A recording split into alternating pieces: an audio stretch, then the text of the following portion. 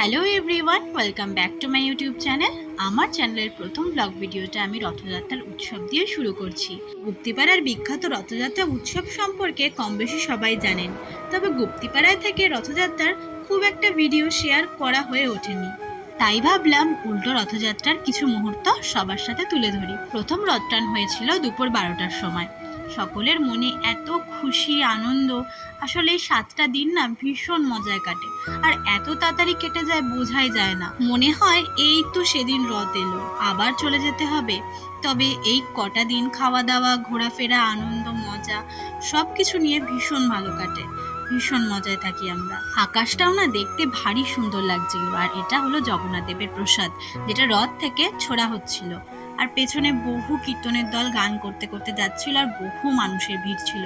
তো প্রথম পর্বের টান শেষ হয়ে গিয়েছিল, আর এই প্রচন্ড রোদে না অবস্থা খুব খারাপ হয়ে গিয়েছিল। তবে সেই সব জিনিসকে উপেক্ষা করে আমরা আবারও চলে এসেছি দ্বিতীয় পর্বের টান, যেটা হয় 4টে নাগাদ। আর এই জায়গাটা হলো গুপ্তিপাড়ার আরো একটা বিখ্যাত জায়গা, মা দেশকালীর মন্দির। খুব জাগ্রত এই মায়ের মন্দির, আর জায়গাটা এত শান্ত এত সুন্দর। তবে মায়ের পুজো যেদিন হয় সেদিনই মাকে বিসর্জন দিয়ে দেওয়া হয়, আর মায়ের বেদি সারা বছর পুজো করা হয়। আর এই যে বড় গাছটা দেখছো, বড় বট গাছটা, এটা হলো বহু পুরনো বট গাছ। আর এখানে না প্রচুর বাদুড় রয়েছে। আর প্রতি বছর সোজা রথ বা উল্টো রথ দুই সময়েই রথটিকে দেশকালী মায়ের মন্দিরের সামনে দাঁড় করানো হয়। আর তখন বট গাছে যে বাদুড়গুলোর কথা বললাম, সেই বাদুড়গুলো রথের ওপরে গোল করে ঘুরতে থাকে। প্রতিবার এভাবে রথ টানবো, কিন্তু এত লোকের ভিড়ে রথের দড়িটাই ছুঁতে পারি না, কারণ ছেলেদের জন্য 2টো দড়ি থাকে আর মেয়েদের একটা। তো বুঝতেই পারছো কিরকম ভিড় হতে পারে। কিন্তু ছোটবেলায় বাবা আমাকে কোলে করে নিয়ে যেত আর রথের দড়িটা ছুঁয়ে আনতো। তবে ছোটবেলার আরো একটা মজার ঘটনা রয়েছে। সিভিক পুলিশরা যে এই দড়িটা দিয়ে রথের চারিধারে গার্ড করে থাকতো, ছোটবেলায় ভাবতাম ওটাই রথের দড়ি। তো ওটাকে টেনেই না ভারী খুশি হয়ে যেতাম। ব্যাস, আর কিছুটা পথ তারপরে আমরা পৌঁছে যাব জগন্নাথ দেবের বাড়ি। আর এই যে চলে এসেছি। আর জগন্নাথ দেবের এই বাড়িটা আমাদের এখানে বৃন্দাবন চন্দ্রের মন্দির নামে পরিচিত।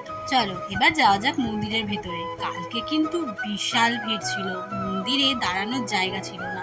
আর ওই যে দূরে দেখতে পাচ্ছ বড় মন্দিরটা, ওইখানে জগন্নাথ দেব থাকেন। বহু পুরনো এই মন্দিরগুলির প্রত্যেকটির গায়ে খোদাই করা রয়েছে বিভিন্ন নকশা।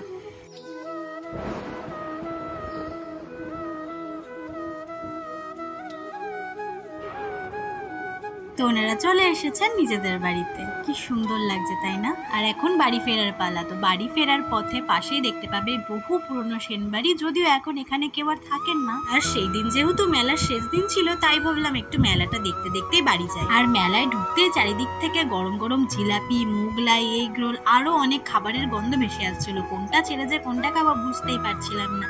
আর এখানে বসেছিল অনেক ফুচকার স্টল। গাছগুলো কি সুন্দর না, ঘর সাজানোর জন্য কিন্তু একদম পারফেক্ট। আর এখানে প্রচুর দোকান বসেছিল খেলনার। মেলায় ঢুকে এই দোকানটার উপরে আমার সবার আগে চোখ যায়, এত ঝলমল করে কাচের জিনিসের জন্য। এখানে প্রচুর জিনিস রয়েছে, কাঁচ, চীনামাটি। এত হাঁটাহাঁটি করে পেয়ে গেছিল ভীষণ খিদে, তাই একটা রেস্টুরেন্ট থেকে চাউমিন অর্ডার করে ফেলেছিলাম।